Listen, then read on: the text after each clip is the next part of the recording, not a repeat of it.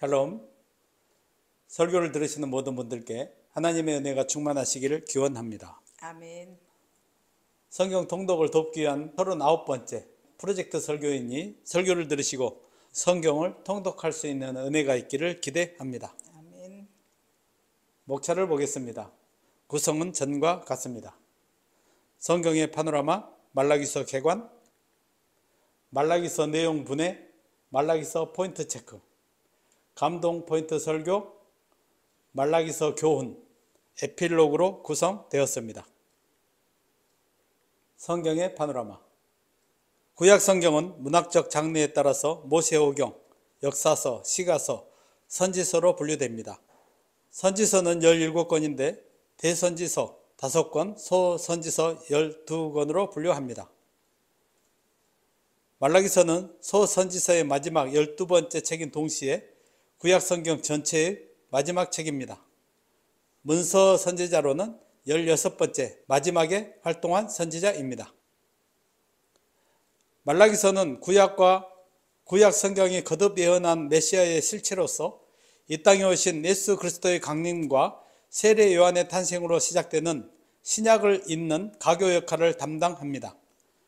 말라기서에서는 당시 이스라엘 백성들의 눈에 도저히 이루어질 것 같지 않아 보이던 영광스러운 메시아 왕국의 분명한 도래와 종말론적 심판의 확실한 실현에 대한 강조가 기저를 이루고 있습니다.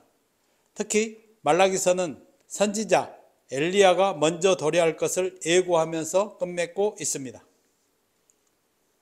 요엘에서 말라기까지 구약 문서 선지자 활동 연대표를 일목요연하게 표로 만들었습니다. 잠깐 멈춰놓고 참고하셔서 성경 이해하는 데 도움을 받으시기를 바랍니다. 표시된 부분이 말라기서입니다. 말라기서 개관. 말라기를 기록한 선지자의 고유한 이름으로 보지 않고 익명의 선지자에 대한 호칭으로 보려는 경향이 있으나 대다수가 말라기를 본서 저자의 고유한 이름으로 인정합니다. 책의 제목 말라기는 나의 사자라는 뜻으로 여호와의 사자라는 뜻의 말라키아의 축약형입니다. 본서의 기록 배경이 느헤미야서와 아주 유사한 점 등에 비추어 볼 때 에스라나 느헤미야와 같은 시대로 추정됩니다. 곧 전체 3차에 걸친 바벨론 포로 귀환이 완료되고 예루살렘 성전 재건과 성곽 수축 등 일단의 재건 공사들이 끝나고 느헤미야가 주도한 종교개혁 운동이 일어났던 시기와 거의 일치합니다. 참고로 느헤미야는 BC 444년 유대 총독의 신분으로 귀국하여 예루살렘 성벽을 재건하고 BC 433년 일단 바사로 돌아갔다가 이듬해인 BC 432년 다시 귀국하여 종교개혁을 일으켰습니다. 말라기는 이 느헤미야의 종교개혁 운동을 후원하기 위하여 1년의 예언 활동을 하다가 그 핵심 메시지를 본서의 기록으로 남겼는데 BC 470년 무렵 기록된 스가랴서와도 거의 한 세대를 격한 BC 432년경에 말라기서는 기록되었습니다. 수신자는 기대하던 메시아 왕국의 도래가 자신들의 당대에 곧 이루어지지 아니함으로 말미암아 인본주의적 안일과 세속적 만족만을 추구하는 삶에 빠져들어 선민으로서의 정체성을 상실한 BC 5세기 말에 이스라엘 백성들을 1차 대상으로 합니다. 말라기서의 주요 내용은 선지자가 선민들의 오염된 현실 생활을 지적하고 여호와의 날과 메시아 왕국의 도래의 분명한 실현을 강조하여 선민들의 각성과 회개를 촉구하는 내용입니다. 말라기서 내용 분해. 말라기서는 그 첫머리에 단 한 절로 된 표제어와 말미에서 일종의 끝맺는 말의 역할을 하고 있는 첨부 종교문 사이에 6편의 단편 예언 선집이 수록되어 있는 구조로 되어 있습니다. 서론적 표제어는 저자와 수신자를 매우 간략히 제시하고 본서에 수록된 예언의 근본 성격이 경고임을 밝혀두고 있습니다. 소선지서들은 일반적으로 표제어 내지 표제문에서 저자, 연대, 수신자들을 명기하고 나서 자신의 예언의 근본 성격을 말씀, 묵시, 경고 등으로 표현하고 있습니다. 제1예언은 6단편 예언 중 서론적 예언으로서 이스라엘을 향하신 여호와의 무조건적 선택적 사랑과 선민 이스라엘에게 축복을 베푸실 수 있는 여호와의 주권적 능력을 집중 조명하고 있습니다. 제2예언은 여호와의 택하신 백성인 선민 이스라엘 백성 가운데서도 다시 구별되어 세워진 종교 지도자들이었으면서도 여호와 제사 모독과 선민 공동체 타락에 앞장선 제사장들에 대한 경고입니다. 제3예언은 우상숭배 허용과 영적 종교적 타락의 발단이 되는 이방인들과의 무분별한 통혼과 부당한 이혼 행태 등 주로 가정 파괴의 측면에서의 일반 백성들의 신앙 타락에 대한 경고와 금지 촉구입니다. 제4예언은 언약의 사자의 도래와 선민 연단 후에 여호와의 공의가 마침내 완전히 실현될 대심판이 집행될 것을 예언합니다. 제5예언은 선민의 만성적 율법 위반의 대표적 사례인 11조와 헌물 규례의 준수를 촉구합니다. 제6예언은 여호와의 최종적 심판이 유예되고 선악이 혼재하는 현실로 인하여 포로 귀환 세대 가운데 팽배하게 된 불신풍조를 지적하며 종말론적 선악 구별과 대심판의 분명한 실현을 선언하고 있습니다. 마지막으로 천부 종결문에서는 율법 준수 촉구와 선지자 엘리야 파송이 예언됩니다. 말라기서는 메시아 왕국의 도래에 대한 믿음과 신념의 상실을 모든 영적 위기의 근본으로 이해하고 메시아 왕국의 도래와 종말론적 심판의 분명한 실현의 예언을 바탕으로 포로귀환 신세대의 영육간의 피폐한 현실에 대한 각성과 갱신을 시도하고 있습니다. 말라기서 포인트 체크. 말라기 때는 메시아 왕국의 지체에 대한 의구심으로 포로귀환 공동체 안에 서서히 하나님에 대한 실망과 불신이 굳어져 가고 있었습니다. 그리고 경건하게 하나님의 말씀에 순종하며 신앙의 삶을 추구하는 사람들마저 하나둘씩 사라져가고 세속적 쾌락을 얻기 위하여 온갖 불의를 일삼는 자들만 늘어났습니다. 더구나 제사장들이 여호와께 바쳐진 제물을 빼돌리거나 좋은 제물로 자기들의 배를 먼저 채우고 여호와께는 병든 제물을 바침으로써 여호와의 제단을 더럽히는 등 앞장서서 영적 타락을 주도하였습니다. 그들은 우상 숭배에 가까운 혹세 무민과 기복 신앙적 행태를 조장하여 여호와 신앙의 본질을 훼손하여서라도 먼저 자기들의 이익을 추구하는 일에만 골몰하였습니다. 이러한 상황에서 포로귀환 공동체는 여호와의 백성인 선민사회로서의 정체성을 상실하고 총체적 난국에 처해 있었습니다. 말라기서는 여호와께서 11조 규례의 준수를 촉구하시면서 그에 따른 즉각적 현실적 축복을 보장하신 구절은 매우 유명합니다. 11조 규례는 매우 이례적으로 그에 따른 즉각적이고도 가시적인 축복까지 명시적으로 보장하시며 모든 여호와의 백성들이 그 어떤 상황에서도 그 어떤 이유를 불문하고도 준수하도록 촉구하셨습니다. 이는 시대와 사회 전체의 풍조, 심지어는 당장 성전 제사를 빌미로 자신들의 영화만 추구하고 있는 제사장들이나 종교 지도자들의 악행에도 불구하고 성도 각자는 먼저 자기의 신앙적 의무를 여호와 앞에서 단독자로서 수행할 것을 촉구하는 것입니다. 하나님께서 명하신 11조 규례의 준수는 각 개인의 신앙 고백과 순종의 가장 현실적이고도 결정적인 증표이자 포로귀환 세대 공동체의 신앙생활 지속을 위한 기본적 조건이기도 하였습니다. 포로에서 귀환한 이스라엘 백성들은 이제 선민으로서의 성결한 삶을 견지하며 그리스도의 철인과 함께 도래할 신약시대를 맞이할 준비를 해야 하였습니다. 그러나 자신들의 기대와 달리 메시아 왕국의 도래가 더뎌지자 그들은 여호와 신앙의 해이와 영적 무감각에 빠져 하나님께 범죄하였습니다. 이런 상황에서 말라기 선지자는 여호와의 말씀을 들고 등장하였습니다.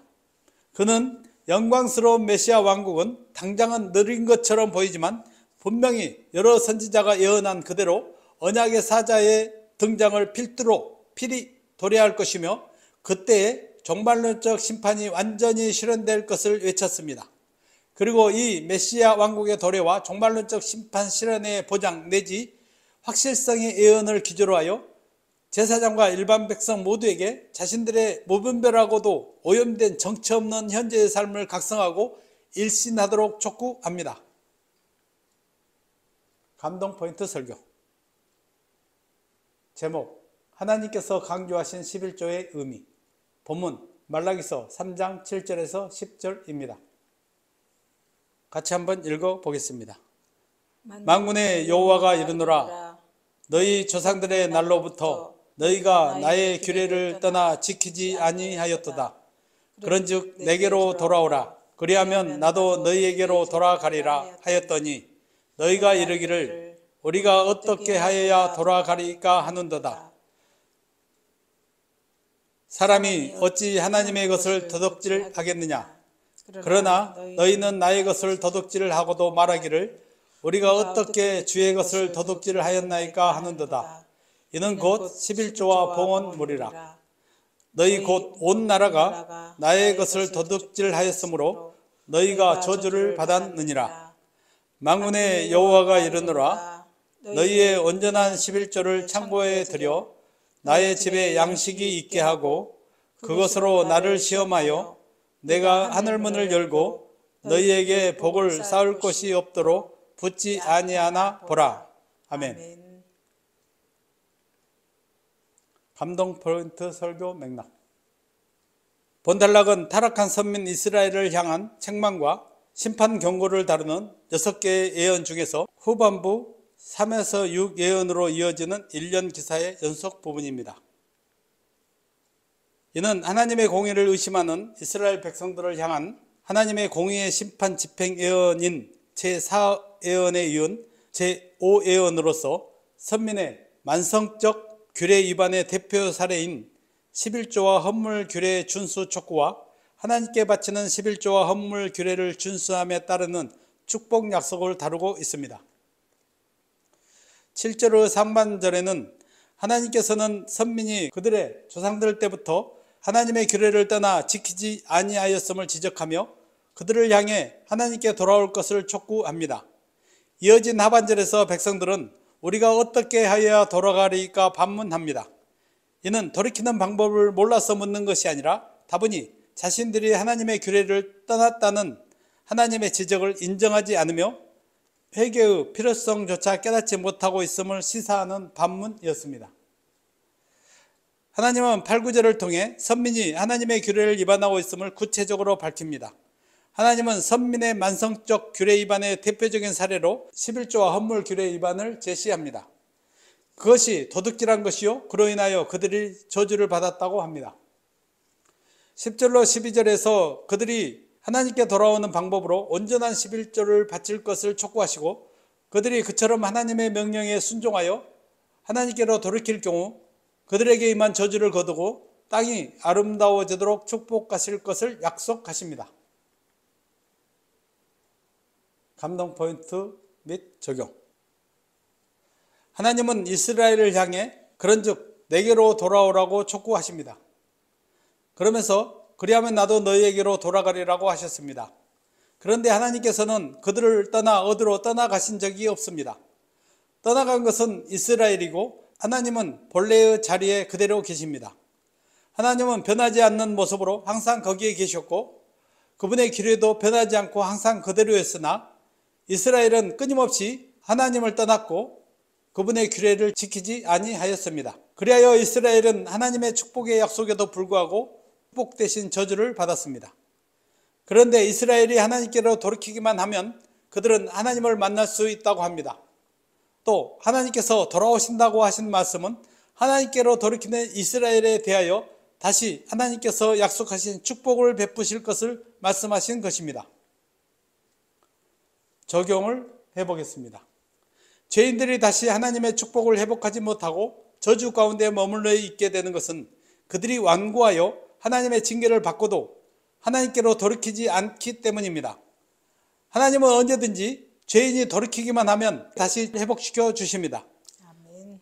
누가복음 15장에 돌아온 탕자에 비유해 보면 아버지는 탕자가 돌이키기를 기다리고 있었을 뿐만 아니라 그가 회개하자 그를 환대하며 그에게 아들의 주의를 다시 회복시켜 주었습니다. 실로 하나님은 사랑의 아버지로서 당신을 떠난 자녀들이 돌이키기를 바라시며 다시 돌이키기만 하면 그날 이후로 은혜를 회복시켜 주십니다. 아멘. 그러므로 우리가 하나님과 멀리 떠나 있어서 도저히 돌이키기 어려워 보일지라도 회개하고 다시 하나님께로 돌이키기만 하면 하나님은 기쁨으로 맞아주시고 한량없는 은혜를 베푸셔서 다시 회복시켜 주실 것을 믿는 것이 하나님을 믿는 성도의 믿음입니다. 아멘. 하나님은 이스라엘 백성들이 하나님께로 돌아가는 방법으로 당신의 규례를 준수할 것을 말씀하시기 위해 11조 규례를 실례로 들어 말씀하십니다. 이는 당시 이스라엘 백성들이 11조 규례를 거의 지키지 않았다는 것을 반증하여 줍니다. 사실 제사장들이 온전하지 못한 제물로 하나님께 제사함으로써 하나님을 모독하고 멸시한 것도 이스라엘 백성들이 11조 규례를 지키지 않는데 그 직접적인 원인이 있었습니다. 신명기의 말씀을 보면 하나님께서 11조를 바치게 한 이유는 명백합니다. 하나님께서는 11조를 통하여 당신을 섬기는 일에 전념해야 할 제사장들의 생활을 그 백성들에게 책임지게 하여 선민 이스라엘을 거룩한 공동체로 세우기 위한 목적이었습니다. 아멘. 또 연약한 자, 가난한 자들을 돌보고 그들과 더불어 살아가는 긍휼과 사랑, 나눔의 공동체를 세우기 위한 목적에서 11조를 제외한 나머지의 11조를 취하게 하신 것을 볼 수 있습니다. 적용을 해보겠습니다. 11조는 이스라엘 백성들이 얻은 모든 소득은 근본적으로 하나님께서 주신 것이요 그 모든 것의 근본 소유권은 하나님께 있음을 인정하는 것입니다. 아멘. 하나님은 이 사실을 자기 백성들이 고백하도록 하기 위해 그중 10분의 1을 하나님께 바치도록 하신 것입니다.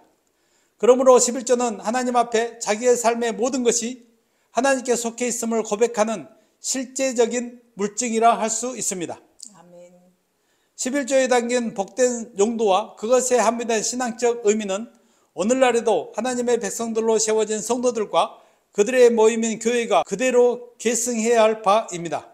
아멘. 또 하나님을 사랑하고 신뢰한다면 하나님의 거룩한 신앙 공동체를 굳건히 세우는 데 필요한 물질 봉헌에 인색할 수 없습니다.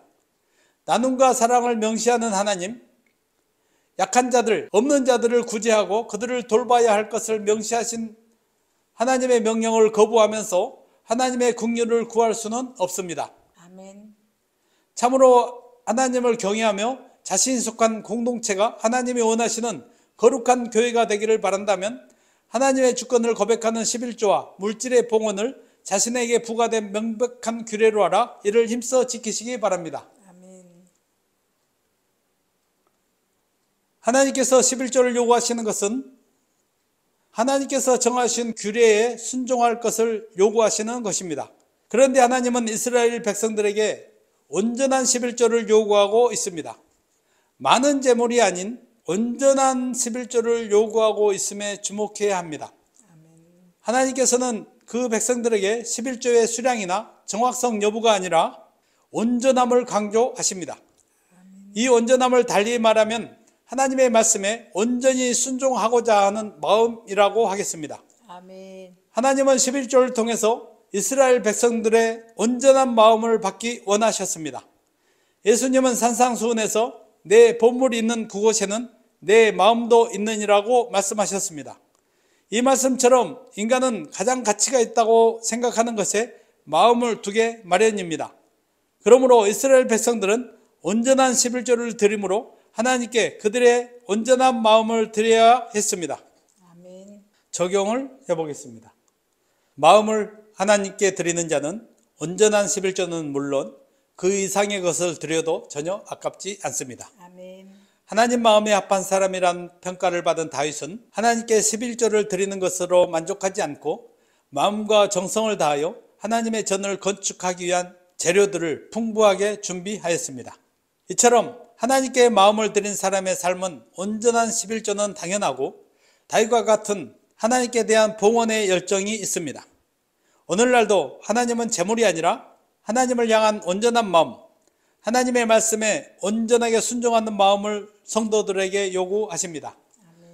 반대로 성도가 아무리 많은 예물을 하나님께 드린다 해도 마음이 온전하지 못하다면 하나님은 기뻐하지 않습니다. 아멘.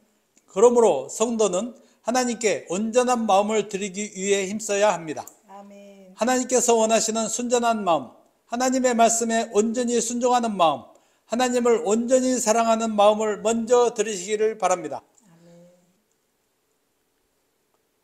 말라기서 교훈. 말라기 선지자의 메시지는 생생하면서도 역동적인 현장감이 넘치고 있습니다. 말라기서는 전편에 걸쳐서 메시아 왕국 도래의 지체에 실망한 당시 세대의 회의와 불신은 물론 책임 회피성 내지 무지에서 나온 신성 모독적 발언들을 그대로 거듭 인용합니다. 그리고 이에 대한 여호와의 반론을 제시하는 방식을 통하여 포로귀환 세대의 각성을 촉구하고 있습니다. 또한 여호와 모독에 앞장선 제사장들의 가정한 행태와 그들에 대한 여호와의 혐오감도 여과 없이 적나라하게 묘사합니다. 그리고 선민의 만성적 규례 위반의 대표적 사례로서 11조 규례 위반을 지적하거나 그 준수를 촉구할 때에도 추상적, 관념적 이론이 아니라 현실적 사례를 구체적으로 제시하는 방식으로 역동성과 현장감이 넘치는 모습을 볼 수 있습니다.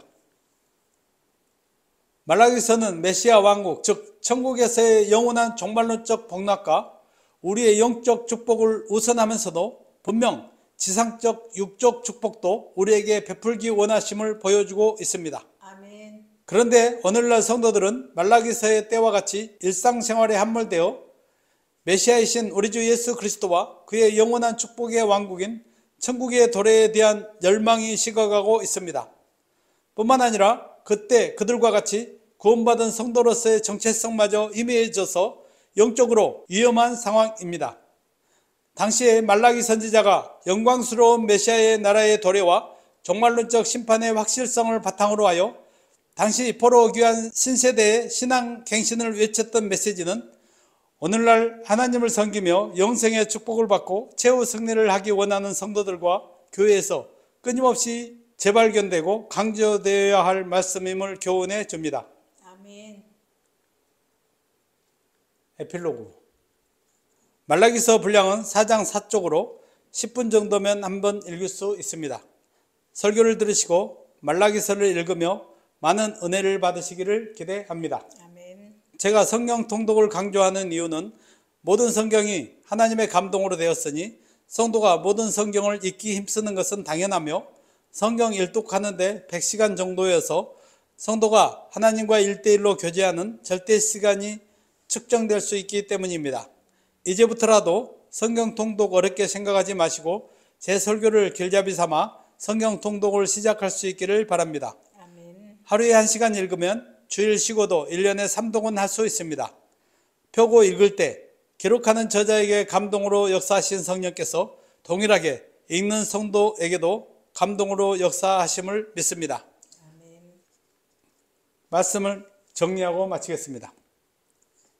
말라기서는 제사장들과 선민들의 오염된 현실 생활을 지적하고 여호와의 날과 메시아 왕국의 도래의 분명한 실현을 강조하여 선지자가 선민들의 각성과 해결을 촉구하는 내용입니다. 또 감동 포인트 설교를 통하여 하나님께서 성도들에게 원하시는 것은 11조의 물질적 의미보다도 온전한 마음, 즉 하나님의 말씀에 온전히 순종하는 마음, 하나님을 온전히 사랑하는 마음이었음을 확인할 수 있었습니다. 그리고 메시아 왕국의 종말론적 심판 예언을 기조로 하여 오염된 현재의 삶을 각성하고 회개하도록 촉구합니다. 이와 같은 메시지는 오늘날의 성도와 교회에서도 재발견되고 강조되어야 할 것입니다. 아멘. 설교를 들으시고 성경을 읽으시는 모든 분들이 하나님의 은혜와 지혜와 말씀의 능력으로 충만하시기를 주의 이름으로 간절히 축원합니다. 아멘. 아멘.